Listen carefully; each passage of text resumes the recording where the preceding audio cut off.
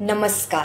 Me doctor Rupali Shete Shirke under health awareness and promotion cell staff clinic.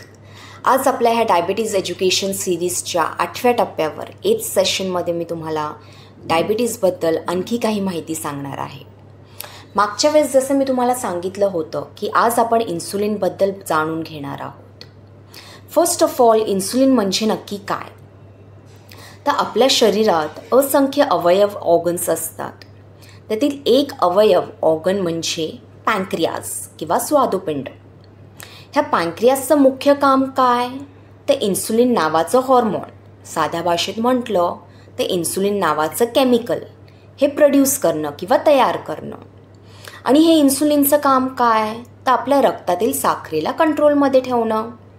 आणि ते कसं? तर आपण जे काही खातो पितो त्याचं डायजेशन होतं, ॲब्झॉर्प्शन होतं, रक्तात साखर वाढायला सुरुवात होते. मग इन्सुलिन काय करतं? इन्सुलिन हे रक्तातील साखरेला पेशींपर्यंत पोचवण्याचं काम करतं. पेशींमध्ये जाऊन त्याचं एनर्जीमध्ये कन्व्हर्जन होतं, ऊर्जा निर्माण होते, जे आपल्याला दिवसभर काम करण्यात मदत करते. तर हे होतं इन्सुलिनचं काम. आता आपण बघूया की इन्सुलिनचे टाईप्स बघूया. इन्सुलिन हे बऱ्याच टाईप्समध्ये अवेलेबल आहेत, जसे की शॉर्ट ॲक्टिंग इन्सुलिन किंवा रेग्युलर इन्सुलिन्स, म्हणजेच जसं ह्युमन ॲक्ट्रापिड. ठीक आहे, ते इन्सुलिन आपल्याला साधारण 15 ते 20 मिनटं जेवणा अगोदर घ्यायचे असतात आणि 15-20 मिनटानंतर जेवण हे सुरू झालं पाहिजे. नंतर आहेत rapid acting insulins. Rapid acting insulins म्हणजे कुठले? तर अस्पार्ट म्हणजे नो रॅपिड, ग्लुरिसिन म्हणजेच एपिड्रा, लिस्प्रो म्हणजेच एग्लुसेंट. ठीक आहे, ते हे रॅपिडली काम करतात. ह्याचं ॲक्शन 15 मिनटानंतर सुरू होतं. म्हणजे हे इन्सुलिन तुम्ही घेतलं तर साधारण 10-15 मिनटानंतर तुम्ही जेवण सुरूच केलं पाहिजे. त्याच्यानंतर आहे intermediate acting insulins. Intermediate acting insulins हे स्लोली ॲब्झॉर्ब होतात बॉडीमध्ये आणि हे जास्त काळ थोडे काम करतात बॉडीमध्ये. तर साधारण हे 18 तास काम करतात बॉडीमध्ये. ठीक आहे, मग NPH झाले. आता प्रीमिक्स्ड इन्सुलिन. प्रीमिक्स्ड इन्सुलिनमध्ये काय असतं? तर शॉर्ट ॲक्टिंग किंवा रॅपिड ॲक्टिंग इन्सुलिन असतं आणि त्याच्यासोबत एक इंटरमिजिएट ॲक्टिंग इन्सुलिन असतो.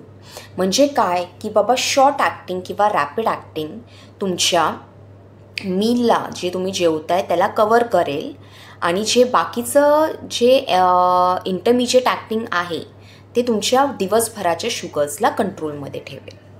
ठीक आहे, पुढे आहे long acting insulins. Long acting insulins म्हणजे कुठले? तर लॅन्टस म्हणजेच ग्लार्जिन किंवा लेव्हिमिय डेटिमिय. ठीक आहे, तर हे कशी काम करतात? हे जास्त वेळ काम करतात. हे बॅकग्राऊंड इन्सुलिनसारखं शरीरात काम करतात. आता नॉर्मली आपल्या शरीरामध्ये काय होतं की प्रत्येक सेकंडला थोडं थोडं इन्सुलिन हे बनत असतं. का? कारण आपल्या शरीरात बरेचसे असे प्रोसेसेस, मेकॅनिझम्स, बरंच काही घडत असतं ज्याच्यामुळे शुगर्स वाढतात. मग ह्या शुगर्सला कंट्रोलमध्ये ठेवण्यासाठी एक बॅकग्राऊंड इन्सुलिन एक नेहमी ते प्रत्येक सेकंडला थोडं थोडं इन्सुलिन हे शरीरात बनत राहतं, तयार होत राहतं आणि जे आपल्या शुगर्सला कंट्रोलमध्ये ठेवतं. आणि जेव्हा आपण जेवतो तेव्हा आपण थोडी एक्सेस इन्सुलिन प्रोड्यूस होतं, जे आपल्या जेवणामुळे जी शुगर वाढणार आहे त्याला कंट्रोलमध्ये आणण्यासाठी ते थोडं जास्त इन्सुलिन जे प्रोड्यूस झालं आहे ते मदत करतं.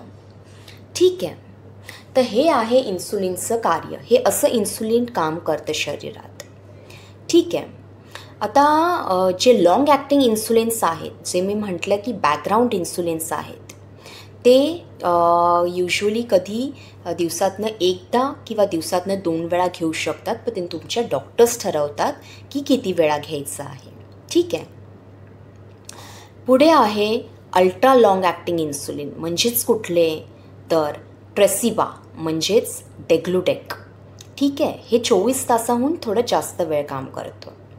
ठीक आहे, तर आता आपण बघूया की इन्सुलिनबद्दल बरेचसे गैरसमज आहेत लोकांमध्ये, की इन्सुलिन मी सुरू केलं तर माझ्या किडनीला परिणाम होईल, माझी डेथ होईल, किंवा मग इन्सुलिनमुळे मला कॉम्प्लिकेशन्स येतील, किंवा मग इन्सुलिन मी सुरू केलं तर इन्सुलिन खूपच महाग आहे, कसं घेणार, किंवा इन्सुलिनमुळे मला ॲडिक्शन होईल, की मला त्याचं व्यसन लागेल. असे बरेचसे गैरसमज आहेत लोकांच्या मनात. तर हे सगळे गैरसमज आहेत. इन्सुलिनचं काही ॲडिक्शन लागत नाही.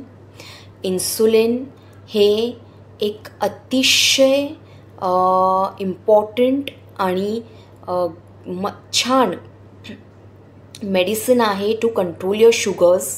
जर आता तुम्हाला डॉक्टर्स म्हणतात आहे की आता गोळ्या काम नाही करत आहे, आता इन्सुलिनवर घ्यावं लागेल पेशंटला, तर तुम्ही इन्सुलिन सुरू करायला घाबरू नका. फक्त डॉक्टरांशी विचारून घ्या की जर तुमची साखर कमी झाली किंवा वाढली तर काय करावं, ठीक आहे. आणि मग इन्सुलिनवर जर तुम्ही आहात तर तुम्ही काय काळजी घ्यायला हवी, हे सगळं तुमच्या डॉक्टरांशी डिस्कस करा. ते तुम्हाला नीट सांगतील ह्याच्याबद्दल सगळं, ठीक आहे. आता आपण बघूया इन्सुलिनचं स्टोरेज. इन्सुलिन हे कुठे स्टोअर करावं, तर रेफ्रिजरेटरमध्ये बिटवीन 4 to 8 डिग्री सेल्शियस, ठीक आहे. आणि रेफ्रिजरेटरमध्ये कुठे, तर जिथे आपण भाज्यापाल्या ठेवतो तिथे, ठीक आहे. आणि जेव्हा आपल्याला इन्सुलिन घ्यायचं असतं तर अर्धा तास किंवा पाऊण तास अगोदर इन्सुलिनला फ्रीजच्या बाहेर काढून ठेवायचं, रूम टेम्परेचरवर ठेवायचं. म्हणजेच ते थोडं रूम टेम्परेचरवर आलं की मग ते इन्सुलिन घ्यायचं. आणि मग त्याच्यानंतर जे तुमचं जे काही जेवणाची वेळ आहे, समज आता तुम्हाला शॉर्ट ॲक्टिंग, मी जसं सांगितलं की ते 20 मिनटं अगोदर घ्यायचं असतं जेवणाच्या, रॅपिड ॲक्टिंग 10 ते 15 मिनटं अगोदर घ्यायचं असतं जेवणाच्या, अशा हिशोबाने तुम्हाला इन्सुलिन घ्यायचं आहे, ठीक आहे. आता मेन म्हणजे की जर तुम्ही ट्रॅव्हलिंग करत आहात, तुम्ही जॉबला जात आहे किंवा तुम्ही कुठे फिरायला जाणार आहात, तर इन्सुलिन कसं कॅरी करणार. इन्सुलिनला तर थंड थोडं हे पाहिजे की त्याचा टेम्परेचर मेंटेन असला पाहिजे. मी तुम्हाला सांगेल की इन्सुलिन हे जे तुम्ही वापरता आहात आणि जर तो हिवाळा चालू आहे, पावसाळा चालू आहे, टेम्परेचर 25 डिग्री सेल्शियसपर्यंत आहे, तर तुम्ही त्या टेम्परेचरवर इन्सुलिन हे ठेवू शकता, काही प्रॉब्लेम नाही. पण जर समर सीझन आहे वगैरे, तर तेव्हा टेम्परेचर्स जेव्हा 30 डिग्री सेल्शियसच्या पुढे जातात, तेव्हा तुम्हाला काय करायचं आहे, तर तुम्हाला इन्सुलिन हे आईस पॅक्स मिळतात फार्मसीमध्ये किंवा केमिस्टच्या शॉप्समध्ये, ठीक आहे. तुम्हाला इन्सुलिन आईस पॅक्स जेल फॉर्ममध्ये पण मिळतात, किंवा घरी जे बर्फ असतील ते तुम्हाला एका पिशवीमध्ये रॅप करायचे आहेत आणि बॅगेमध्ये ठेवायचे आहेत आणि त्याच्या बाजूला तुम्हाला इन्सुलिन ठेवायचं आहे. असं हे तुम्ही कॅरी करू शकता. ते साधारण तुम्हाला कितीच तास चालेल, 6 ते 8 तास हे इन्सुलिन व्यवस्थित त्याच्या एफिकसीप्रमाणे राहील, त्याची पोटेन्सी, त्याची एफिकसी, त्याचा इफेक्टिव्हनेस व्यवस्थित राहील, ठीक आहे. ओके. आणि हे नेहमी लक्षात ठेवा की इन्सुलिन कूल आणि डार्क प्लेसेसमध्ये ठेवावेत. कुठे अगदी जिथे हीट आहे, खूप सनलाईट आहे, तिथे नाही ठेवावे. इलेक्ट्रॉनिक्स, टी व्हीच्या वरती किंवा कुठल्या इलेक्ट्रॉनिक डिव्हायसेसच्या वरती नाही ठेवावे. जेव्हा तुम्ही कारनी जाताय तर कारच्या त्या पुढच्या कप्प्यामध्ये नाही ठेवावे, किंवा लॉक्ड कारमध्ये नाही ठेवावे. किंवा जेव्हा तुम्ही प्लेननी जाताय तर ते तुमच्या बॅगेज ह्याच्यात नाही ठेवावे, ते तुमच्या सोबत असलं पाहिजे तुमच्या हँडबॅगमध्ये. कारण हे काय होतं, अशा वेळेस हे एक्स्ट्रीम टेम्परेचर्स येतात आणि त्याच्यामुळे ते इन्सुलिनचं इफेक्टिव्हनेस, एफिकसी अफेक्ट होऊ शकते, ठीक आहे. तर हे होतं इन्सुलिन आपण ट्रॅव्हलिंगच्या वेळेस कसं कॅरी करणार ह्याच्याबद्दल, ठीक आहे. आता आपण बघूया की इन्सुलिन हे आपण कसे कसे घेतले जाऊ शकतात. तर इन्सुलिन हे पेनाने घेऊ शकतो, इन्सुलिन सिरिंजने घेऊ शकतो आणि इन्सुलिन हे इन्सुलिन पंप्सने घेऊ शकतो. जेव्हा आपण इन्सुलिन सिरिंजनी घेत आहोत इन्सुलिन, तेव्हा आपल्याला इन्सुलिन वायल बॉटल यूज करावी लागते. जेव्हा आपल्याला इन्सुलिन पेनाने घ्यावं लागतं तेव्हा आपल्याला इन्सुलिन कार्ट्रिज यूज करावं लागतं, आणि जेव्हा आपण इन्सुलिन पंपनी घेतो तेव्हा आपल्याला यूज करावं लागतं इन्सुलिन रिझर्वॉयर, जे इन्सुलिन पंपसोबत आपल्याला ॲक्सेसरीजमध्ये मिळून जातं. ठीक आहे. तर हे होतं सगळं इन्सुलिनबद्दल माहिती.